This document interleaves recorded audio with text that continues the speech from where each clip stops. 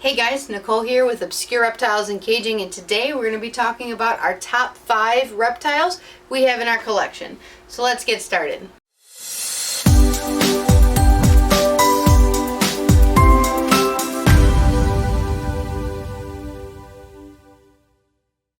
Hey guys, so today we're going to be talking about our top 5 favorite animals that we have specifically in our collection. We've got quite a few different animals, all different species, so I try to just pick one of every species, but these are my top and favorite animals for us. So this right here, we're going to put in some footage of Halo. She is our eyeless boa constrictor. So she is a red-tailed boa. Her morph is a Cal albino, which is just one of the strains of albino, and she was born with bug eyes. So when you sometimes breed specifically albino boas, they can be born with very, very large eyes, and unfortunately, normally with shedding and as they grow, either the eyes go back down and they kind of are normal, or they actually get so large that they burst and the animal becomes blind. That can happen to one eye or both eyes. It actually happened to both of her eyes, which ended up causing her to become completely blind, but she never misses meals. She's super sweet and friendly, and the best part is she doesn't know where to strike or where to be aggressive unless she can actually smell food. So she's an awesome, awesome pet to have. If you guys ever see people who ever have discounted animals because they have things like bug eyes or kinks, don't automatically say, oh no, I don't want that animal, especially if you're looking for a pet. Depending on how the animal is eating, how the animal is raised, they could be awesome, awesome pets. I love her. Her name is Halo, and she is one of my top 5 favorites. So our next one we're going to do is actually one of my wife's animals. This is Homegirl. She is a bearded dragon. So we actually got her in kind of a rescue situation. We didn't know she was missing part of her tail, but as you can see, about a quarter of her tail is completely missing. When we got her, she was actually super overweight, and there was a part of dead tail stuck at the end of her tail. It ended up falling off within a few days before we even were able to get her into the vet, and it completely healed. She's totally fine. It doesn't affect her in any way. She's a lot better and healthier weight now, but she was a little bit overweight, but she is super friendly. She's one of the ones that will run around and do whatever, basically whatever she wants. Sometimes we'll just leave her cage open, especially when I'm cleaning other animals. She runs around. She has super, super awesome babies. Here I'll put some footage or pictures of different babies that she's produced. She was supposed to just be a normal leatherback, but it turns out she's actually had hypo, had trans, and she makes some super bright red and orange babies. So she's actually one of our favorites here, and I would call her one of the top 5, even though she's not mine. She's technically my wife's.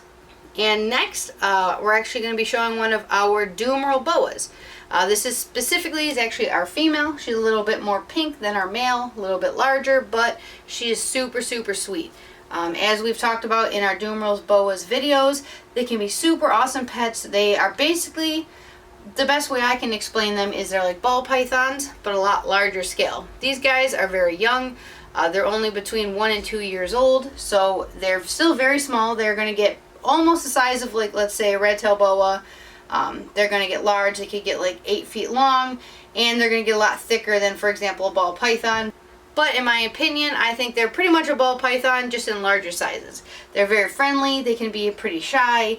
They can be a little bit food picky, especially compared to a boa. They can be a little bit more picky, especially when it comes to eating, kind of like a ball python, but you just kind of have to work with them, find out what they like. They are very shy. That's why we have them in setups where they have several hides. They've got greenery they can hide in, and they've got a good amount of bedding they can actually burrow down and hide in. I'll show you guys that as well. Other than the large cage size that they're going to need as adults, these guys I think are awesome pets. I think that they are great if somebody's looking for like a show animal, a pet or something to be able to put on display. As long as you have enough hides and you have a right setup, these guys can be awesome, and I love their personality. So I'm going to put this little girl as my number 3. Okay, and next, of course, with all the ball pythons I have, you know I have to put a ball python in there, and I'm going to pick this little girl. This is Mango. This is our banana pied. She's the first banana pied we've ever produced. She happened to be a female. We've also got her mom here. As baby, especially bananas are younger, they're a lot brighter, they're a lot more vibrant, so she does look a little bit better than her mom does, but on top of that, she has the sweetest personality. She's super friendly. She's very laid back, even when it comes to eating and stuff, which doesn't always make for the best breeder, but she's so sweet, she's beautiful, and she was the first I've ever produced, and bananas are actually one of the biggest reasons why I got into breeding, because I thought they were so cool, so awesome. Almost 8-10 years ago when I saw my first one, I knew I had to breed them, so I'm going to put Mango as my number 2. And my number 1, even though she might not love me like I love her, I'm going to put Dart. So anyone who's ever been to my website, she is our complete background. She is beautiful. So this little girl, she was actually sold to me as a red Ackie monitor, also known as a spiny tail monitor. And after talking to several large breeders and actually knowing her locale, which is Mount Isa, which is where she's actually from in Australia, we've determined that she actually more than likely is a top ender, which means she's technically a yellow, but she's the reddest girl I have, which is crazy. So basically how it works, especially with Ackie monitors, is their colors are based on their locale, so where they're located. So Mount Isa is actually in the territory of yellow Ackie monitors. Basically it's just because their surroundings are more yellow, so they've developed a more yellow color. But she does have these insane reds on her. I'll try to get some good photos to be able to put them here for you guys. Putting her next to, for example, here's some of my other Ackies that are definitely reds. You can see the reds normally have a lot darker of coloration with red, and she definitely has a lot more yellow with almost a perfect stripe of darker color down her spine. So she turns out is actually, instead of a red Ackie, she is a top ender yellow, which is perfectly fine because we actually don't breed her. We've tried in the past, but all of her eggs are duds and we don't want to put her through added stress. She really doesn't like sharing the cage with anybody else, so we just gave her her own huge cage. She's got her own condo. She loves to eat, which is something I try to do sparingly because she will get overweight if I let her. She will let me take her out, she'll let me hold her, but if she thinks that there is food, or I have food, or my hands are food, she will try to eat them. But she is an amazing, amazing animal. She was actually the first Ackie I ever got.